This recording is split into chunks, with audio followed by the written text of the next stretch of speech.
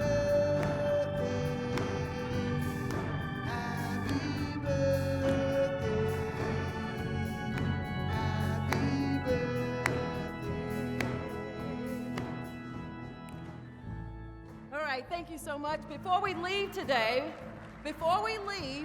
we want to acknowledge that our Montgomery County Executive, Mark Elrich, is here. Please stand for us.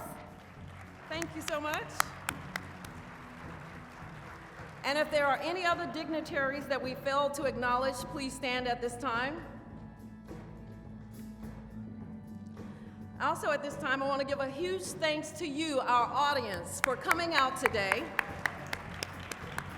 Please do not forget your evaluation forms out at the desk.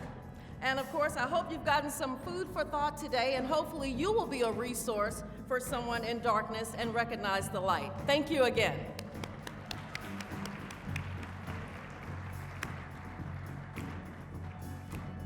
Yeah, we just gotta keep playing till you keep moving out. Come on.